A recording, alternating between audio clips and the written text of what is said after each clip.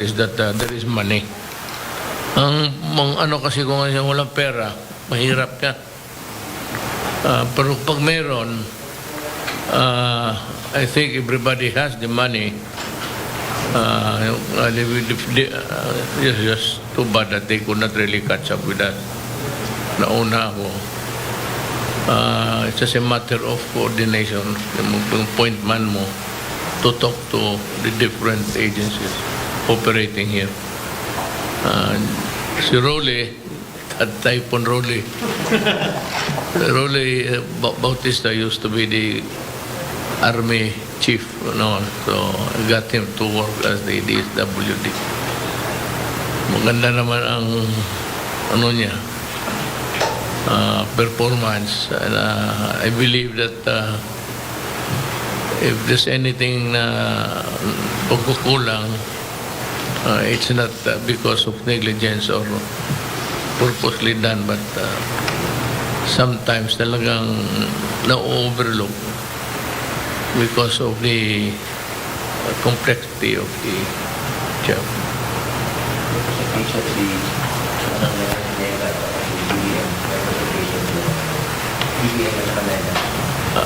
DBM, nandito yung DBM. Ni Abusado Leda. So what can you give us? Good afternoon po, Mr. President. I'm Assistant Secretary Kim Robert De Leon po, the Chief of Staff of Secretary Wendell Abisado po, and I'm pleased to share with you updates on the National Disaster Risk Reduction and Management Fund po. Good afternoon po, Senator Bong, and the cabinet members, the governor, other officials who are here for the situation briefing. Next slide, please. So the slide shows the summary of the balances of the 3 sub-items under the National Disaster Risk Reduction and Management Fund as of November 13. So we can see that the first item is the regular NDRIM program. Dito rin po kinukuha yung ginagamit po natin to augment the quick response fund of all the departments and agencies of the national government. At kasama na po dito yung initial 5 billion augmentation that we have made pursuant to Bayanihan 2. Our remaining balance is 1.774 billion. The second item is Marawi Recovery, Rehabilitation and Reconstruction Program with 87 million balance. And the last item is the comprehensive aid to repair earthquake damage in regions 11 and 12 with 4.943 billion balance. Nag-expect po kami ng additional projects na validated by OCD and for approval of OP, nandito po i-charge. Next slide, please. So taking off from the suggestion and proposal of Senator Bongo, the DBM has already recommended the provision of financial assistance to local government units to augment their local calamity funds after being affected by typhoons Quinta and Rolly, chargeable against the NDRIM fund. This is considering po na depleted na talaga ang local calamity fund po dahil nagamit na nga po sa COVID-19 response at na nagsunod-sunod pa po yung ating mga calamities at bagyo.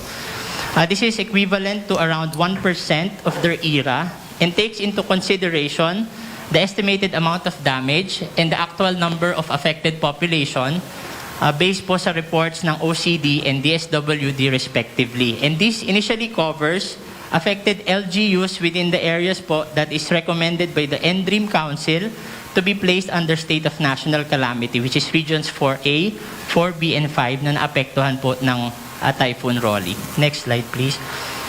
So shown in the slide po is the rough estimate of the breakdown of the proposed 1.5 billion augmentation na ito po yung pinropose po din ni Senator Bong and distributed po sa mga provinces, cities, and municipalities that are affected by typhoons Quinta and Rolly.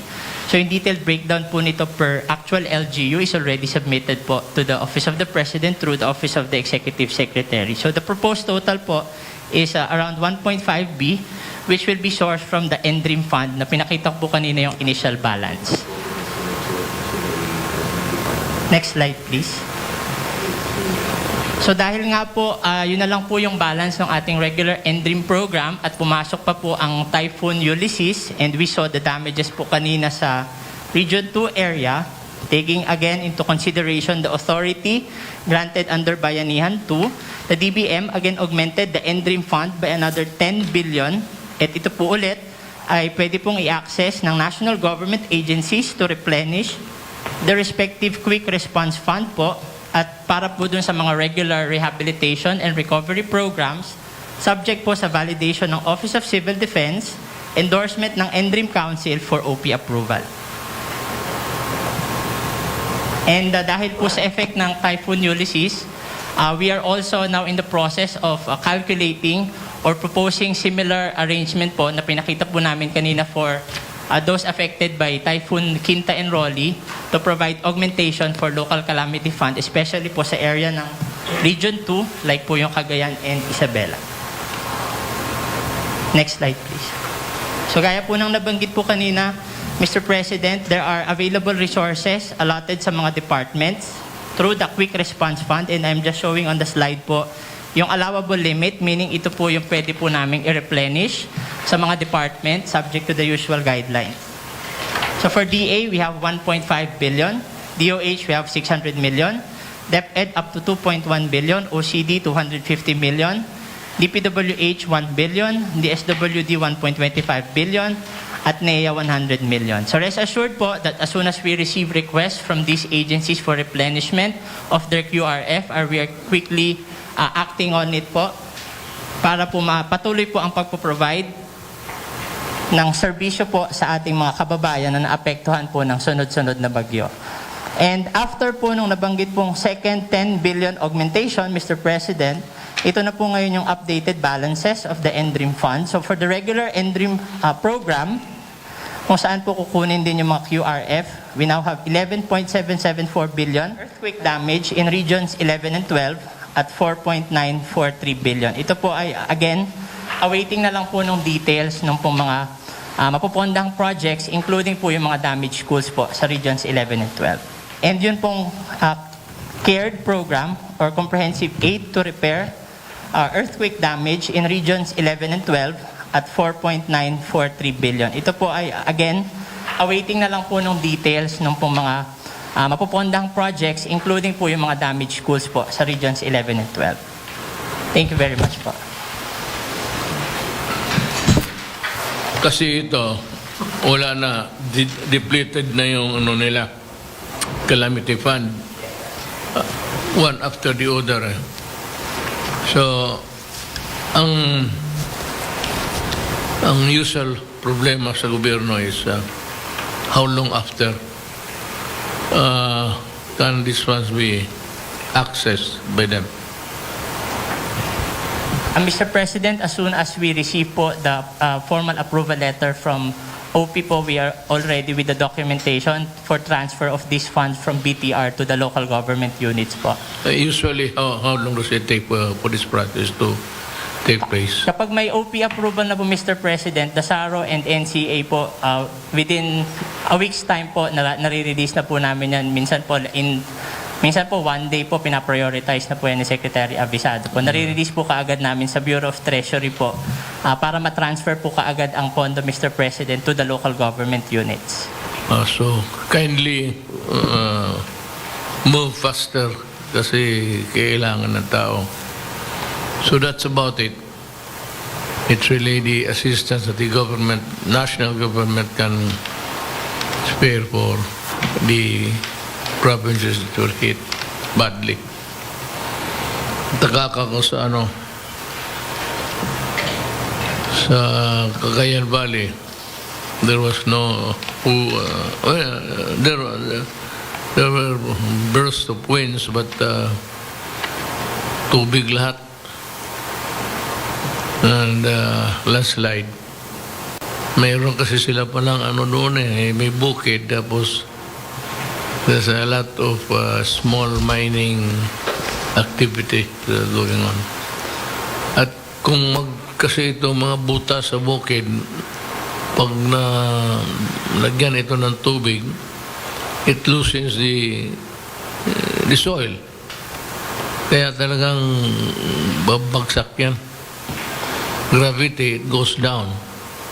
And the problem is, yung mga settlers or the one, mga miner, doon nakatira sa baba ng yung mining activity nila. So, bakit naman ganon? I cannot understand. Pero siguro nagtiwala sila na matatag yung bukid. But if you punch so many holes there, just like what they're doing, naturally would loosen the soil altogether. Yun ang nangyari doon. Dito, yung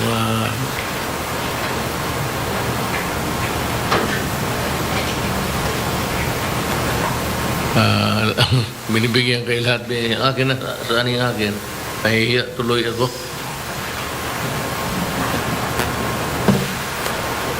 Ay, hindi anong susuot ng mask. Basta, I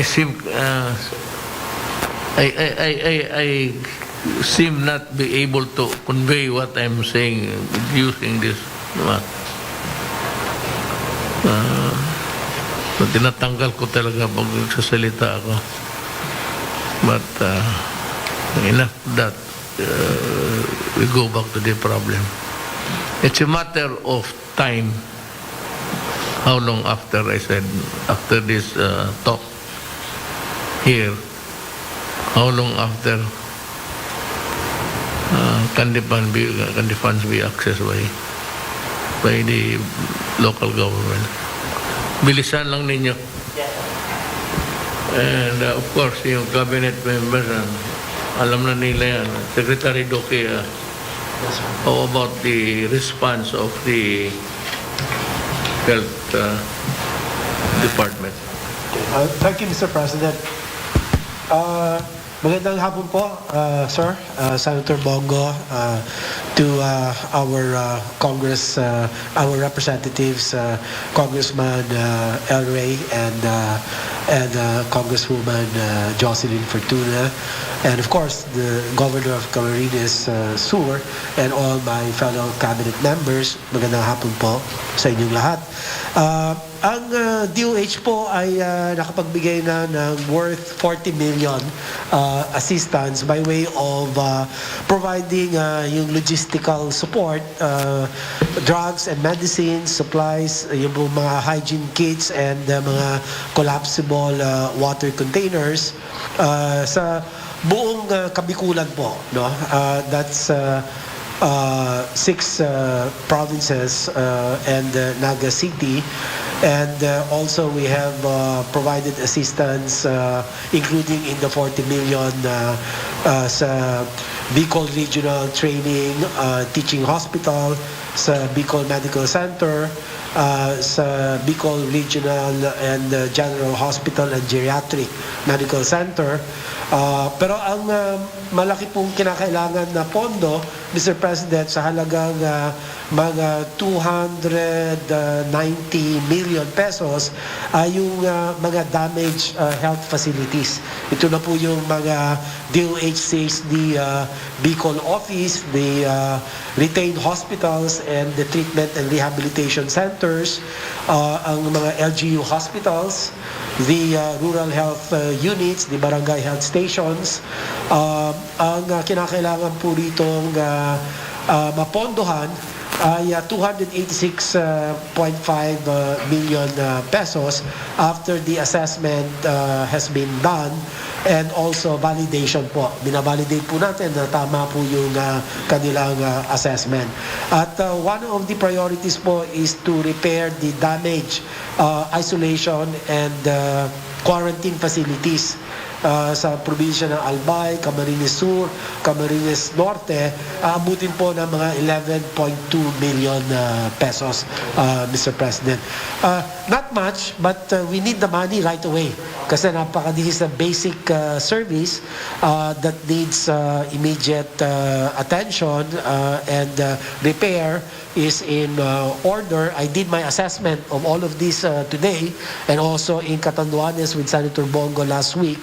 And so we have been up and about looking at the extent of damage and the funding needed to be able to undertake the repair and the rehabilitation.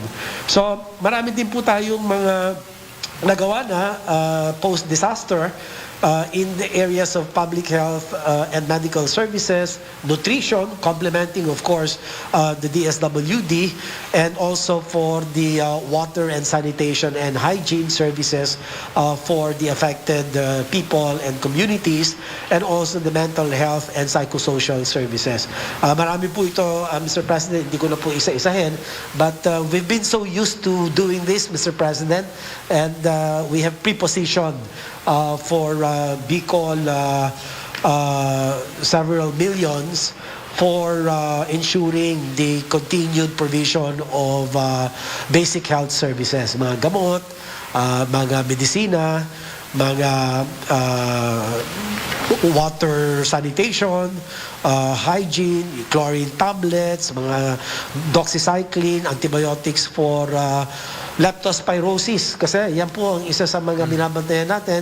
Our surveillance officers are actively monitoring the health situation, and in particular the prevention of epidemics in the evacuation centers. Kanya po yung mga leptospirosis, we have been engaging through our quad media for the local health officers to ensure there is adequate supply of antibiotics against leptospirosis, against acute gastroenteritis, against other communicable infectious diseases, Mr. President. So ito lang po ang masasabi ko ngayon, pero ang very compelling indeed, Mr. President, is really the funding for the immediate repair of all of our local health facilities, both DOH retained and local government run health facilities. Salamat po, sir. Let me ask you one question, Secretary. You have the money? Yes, sir. We have the money, sir. So, ang problema lang sa, well, historically is that the government moves slowly, especially the national government. So, pang itong pangyayari, kung mabilisan ninyo, cut the time to something like half or more than, yan ang reklamo ng tao. So, especially itong ganito, the time is of the essence actually. They need to have to get hold of those things that are needed by them. Maka-access ka agad. So, I need only one person to call me anytime. Si Judge Clavicilla can do it. If there's any delay or if there's any, tawagan lang niya ako, and we can always do something about your complaints. That is yung mga reklamo na dugayan sila. Yes. Yung mga kinakalat ng oposisyon na wala daw ang Pangulo, ako na magsasabi na Typhoon Usman, nandito kayo sa Camarines Sur, Typhoon Nina, nandito kayo. Ngayong Rolly, Ulysses, nandito na naman. So talagang loko-loko lang sila. Pero napakalaking good news po yung sinabi ng DBM na may augmentation, Senator Bong, na proposal ninyo sa Calamity Fund. Dahil talaga yung Quinta, Rolly, Ulysses, plus COVID, talagang ang Calamity Fund ng provincial government, halos mauubos na. May 3 pa daw na bagyo na parating sa aming lugar ngayong December. So that is very welcoming news. May I, if you permit me po, pakita ko lang po yung problema dito sa Camsur. Kasi from yung slide number 4, Kuya. We'll be glad to. Ito po, this is the province of Camarines Sur. Yung sa taas po is Cam Norte, yung sa baba is Albay. So pag umuulan po, nagde-drain ang tubig of Cam Norte and Albay in the Bicol River, which is Camarines Sur. So kaya lagi pong baha dito, konting ulan lang sa province of Camarines Sur.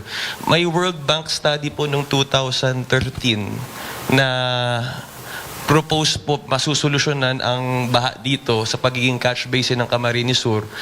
May I propose kahit next year, hatiin po natin sa 10-year phasing o 20-year, maumpisahan lang, talagang masusolusyonan po ang problema sa baha sa aming probinsya. Sige. We would be glad to accommodate you, whatever it is. The World Bank doing the project study. Sige. Kung may pera. Yes. Thank you. In relation to the comment of our good governor, I think it's about time, Mr. President, that we will have an inventory of all the major river systems all over the country. For one, we have the Iloilo River, Davao River, Butuan River, Cagayan River. Bicol River is the fifth largest and biggest river in the country today. We need to inventorize all of these and find out the depth of these rivers, because for one, we need to have a regular permanent dredging program for all the river systems. Just like in Cagayan, Mr. President, Mayor, over the last 30 years, pag walang dredging, siltation would be a very harmful natural movement of sands from up to downstreams. It is practically normal. Up until there is no dredging, Marikina River, Pasig River will certainly overflow. But there is one good news, Mr. President, because there is a back-to-back technology which we did in Davao, sa Bukidnon, that the dredging activity, all silted materials that we can extract and harvest can be a very good material for housing. The best material for technology using bricks is 6,000 PSI compared to concrete hollow blocks, which is only around 600. So 6,000 as against 600, that's only 10% in terms of strength. We will propose, Mr. President, Congressman Eller and myself were talking early on, that how can we make, in such a way, make use of the harvested or secured silted materials all over the country and identify housing projects which can also be used as the material. Madali lang yun kasi ang bricks is a normal activity that can be taken from silted materials, binded with organic materials, then i-bake siya, then pagkatapos gawing materials for housing. And it is very durable, Mr. President. We can have Exhibit A in Bukidnon, which we did in our partnership in Davao. I can show everyone there. And that is a very good technology. That is in relation to that. And Davao, you can see when you pass by the Bangkerohan or Bolton Bridge. Not so much downstream, but upstream, there are a lot of people harvesting the sand there for sale. Para sa ginagamit ng mga bahay. Mga bahay. Doon nila kinukuha. Ang binder niya, Mayor, is kanang gitawag na uhot sa humay. So the harvested humay, then gigaling na siya. That white abo is the natural binder of the bricks, and bake them for 36 hours, then you will have the best quality construction materials already. When the province be ready to embark on the project, then it is good to remind yourself what materials to use. There's an overabundance of sand dredging. Yes, sir. Sir, salamat ulit sa pagbalik niyo dito tuwing bagyo, nandito kayo, salamat. Yung talagang pinaka-problema talaga namin sa CAMSUR, as pointed out by the governor, sir, ang Albay po nandito, ang norte. So kahit konting ulan, sir, baha talaga kami. At yung baha po nababaha pati National Highway. So pag bagyo talaga, abot rin sa tao. So sir, ang talagang kailangan talaga mag-a-appeal kasi kami sa'yo na talagang sana, sir, madredge na po yung Bicol River talaga kasi billions are losses every year. And yung bagyo, sir, alam naman namin tatamaan kami 5-6 bagyo taon-taon eh. Pero sir, kung mapalalim, madredge talaga yung Bicol River, and according to the World Bank study po, kailangan talagang i-dredge na yan. Malaking tulong sa amin po, sir, na mangyayari. Then pangalawa, sir, Alam rin namin na 5 to 10 typhoons tatamaan kami every year. Ang problema po, sir, is yung TPWH construction ng schools, pare-pareho sa buong Pilipinas, meaning 180 kilometers. Kami po umaabot ng 250. So tuwing nagbabagyo, nasisira po yung school. Kung pwede sana sa Bicol, sir, may disenyo na at least 280 to 300. Mas mahal po, pero at the end of the day, mas makakamura dahil hindi na kami mag-repair kung merong special design po sa schools. Okay, okay, but just prepare the kasi yung overpriced or just a more expensive one. It's just a cheaper one. Yan ang nagkagulo eh. Tapos delay the project and eventually abandon. But have seen a lot of JICA assisted project. Talagang mahusay. They're doing a number of public works in the city of Davao. Sir, yung JICA na mga school po, napakatibay po. Totoo po yun. Sa school, hindi nasisira. Yung mga ginawa sa amin, hindi nasisira ng bagyo. Malaking bagay po. Yung Davao Airport, JICA yan. JICA is, Davao is JICA. Jensen and the others, Amerikano yan. Kaya nandoon yung ano nila eh. The Americans are there, they constructed the airport. Maganda. Pero sa Davao, wala. Kasi ayaw ko sila. Hindi kami nagkakaintindihan yan. Ano yan? So, I'm happy to hear that there's going to be a movement at least in the coming days. Tol, ikaw na ang mag-apura sa kanila.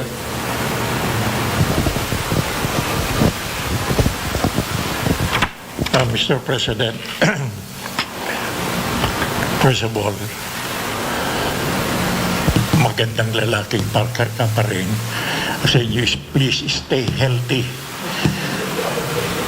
for us all.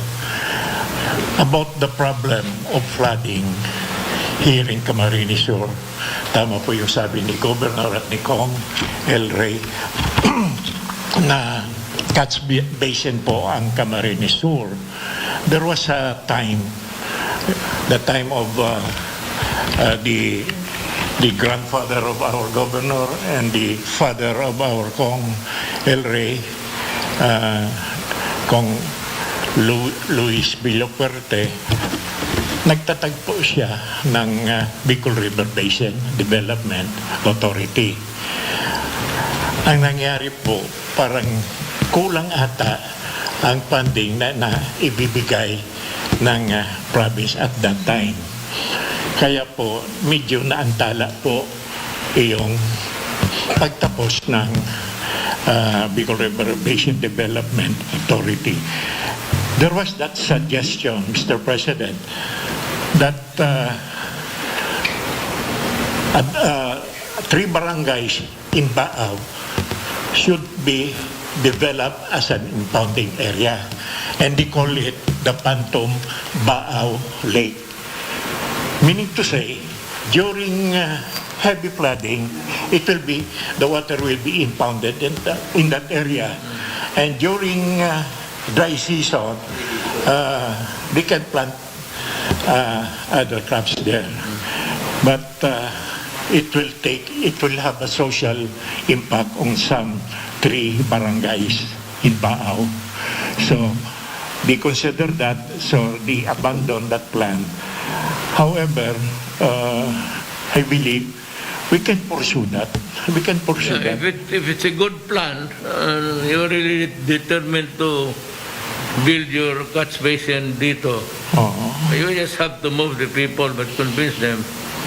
Ang social impact niyan is housing. Ano yan, you have to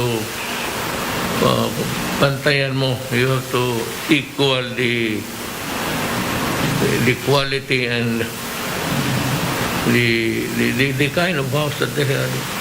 We will need the coordination, Mr. President, of the DPWH the provincial government, the DNR. We need all their cooperation, their support para po maging feasible po ang pag-rehab ng Bicol River Basin Development Authority. Maganda po yun. Talagang kami po, ngayon lang po nagkaroon ng naging passable yung San Fernando area, Municipality of San Fernando, Milar. Yung pongkwa ni Congresswoman Fortuno, yung Nabwa, ngayon lang po naging passable. Sa Tiwi po, sa Albay, sa Legazpi, palagi pong binabaha. Ang nakakaawa po talaga ang Camarines Sur, after nag-subside na po ang Albay, ang water sa Albay at saka Norte, papunta na po sa amin. Kaya tapos na sila, kami magsisimula pa lang. The main bulk and the residual. Residual. Kuha kayo. Well, ako, I can only give you a guarantee that I will support the project. I thank you, Mr. President. There is somebody who can, isang tao lang kasi, I need 1 month per project. Kaya ako, baka itong, wala akong ano kay, please understand that I do not have anything against Villar. It's very honest, it's very good, very industrial. Makita ko naman ang trabaho niya sa Manila, mga highways niya. Problem is DPWH is inhabited with mga demonyo. So, Excuse me, Mr. President, yung pong nakarating sa yung mga pangalan ng supposed to be corrupt officers of the PWH, ang iba po sa kanila patay na. buti, kung hindi patay na lang natin din. Ang iba po sa kanila patay na. Ang iba po nag-retire na. Kaya, hindi naman po kuwan. Well, actually, it's the ombudsman. Oo. Hindi ko trabaho yan. Kaya kita mo, pagka-investigation, dismissal ka agad. Which you cannot do dito. Marami pang dadaanan na proseso. Well, eventually, it would arrive at my office. Pero, ang ombudsman, ang galit ng ombudsman sa corruption, I don't know. He might have a bad experience with them when he was ganon yan eh. Ebedan po yan eh, ang ombudsman. Ako hindi ako nakikalam. Basta sabi niya, say more to come. Thank you. Thank you po, Mr. President. Ako sa immigration 42.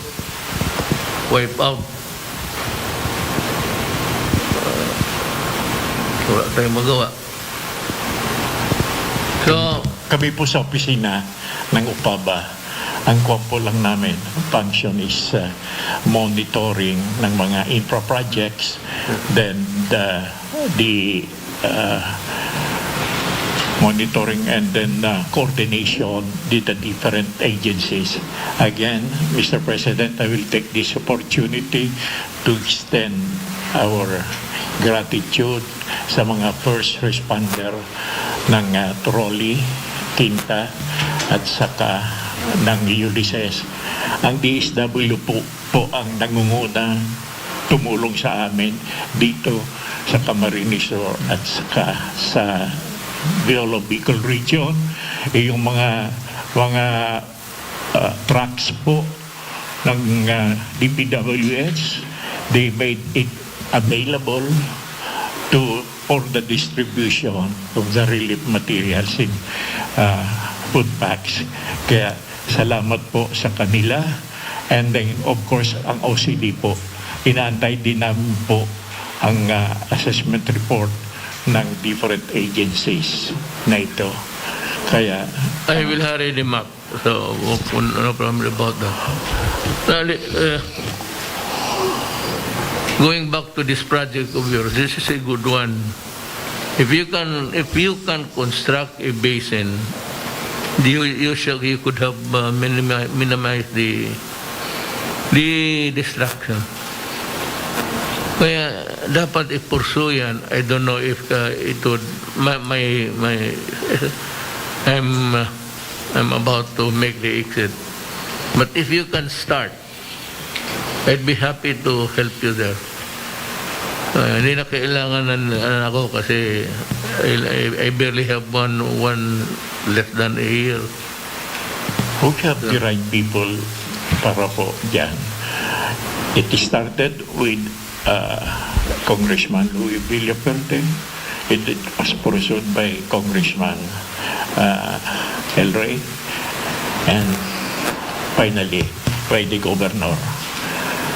Sila po ang makakatulong dyan siguro sa pagpurso ng project na ito ng Bicol River Basin. Itong project na ito? Yes. Walang iba kayo. Ano po? Kaya ang mag-ano nito? Of Ay, course. hindi po. Kasi nag-usap po kami ng Regional Development Council, and one of those meetings, it was brought up, Mr. President, the rehabilitation of the project of the Bicol River Basin Development Authority. Itong Rehabilitation Council,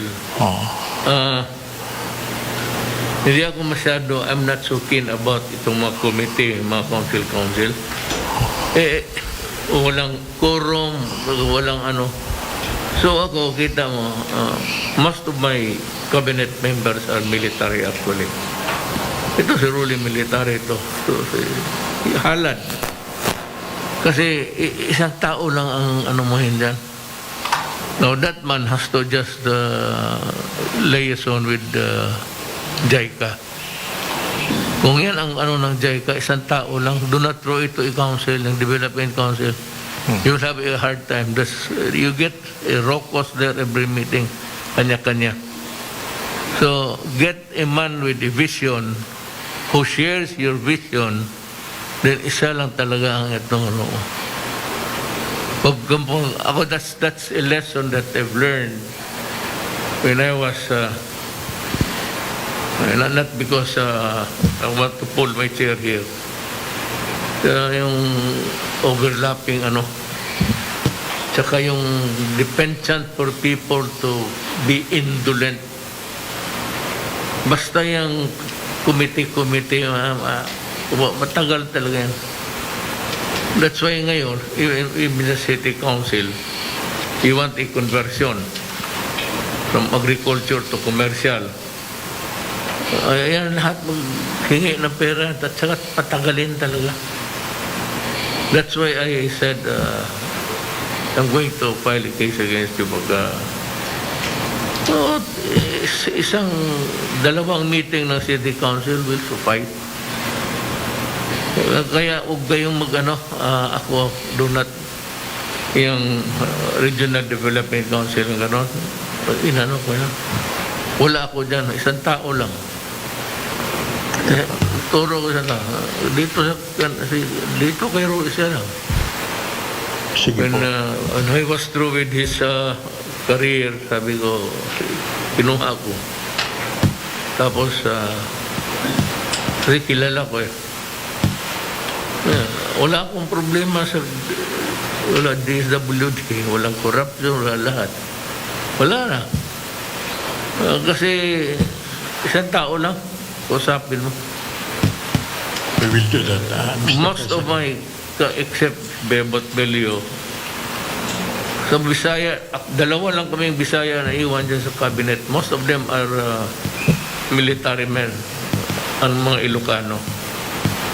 Ang sundalo kasi natin dito sa Pilipinas, Ilocano pati Ilonggo. Iyan lang ang warlike. Totoo. Kung nga Bisaya, Subano, putang ina.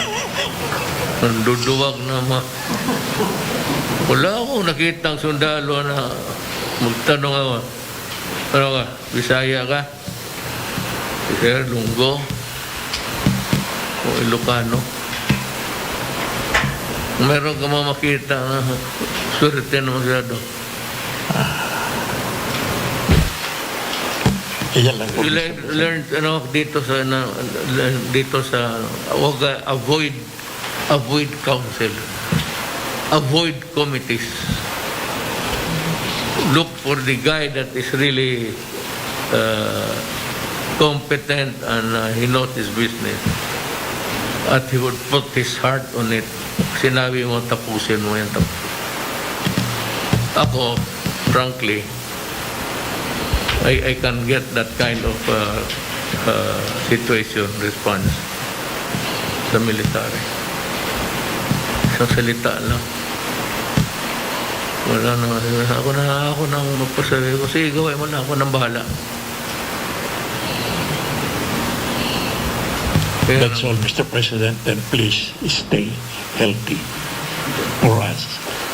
sa dito at sa Vicen, baka ikaw ang pwede kay taga rito kay. Hindi ko na po kaya. Bakit? Vulnerable na po ako.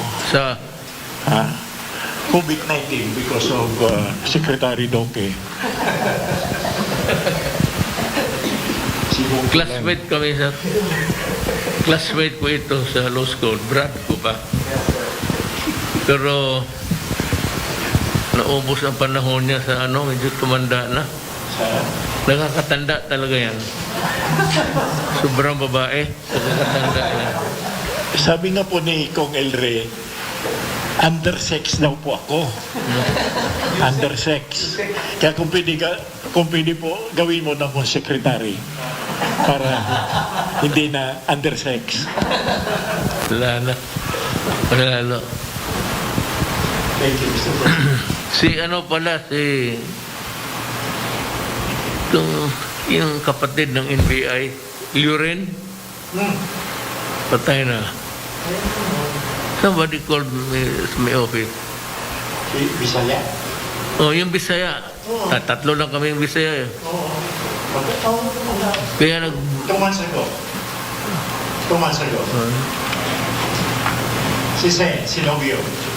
Si Nobio. Patay na. COVID? COVID. Putang ina. Kulang sa babae kung gano'n.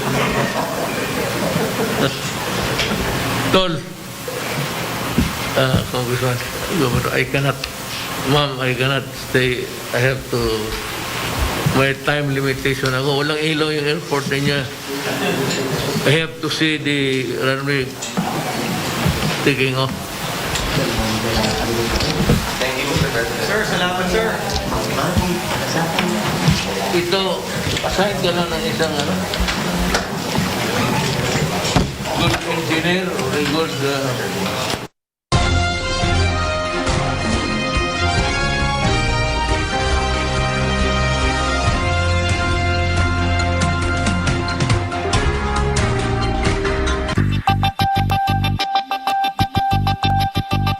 Sa paglaban ng bayan kontra COVID-19, puksain din natin ang pagkalat ng salot na fake news. Huwag agad i-share ang balitang nakita o nabasa online. Suriin muna itong maigi. Tingnan ng source kung sino ang nagsulat,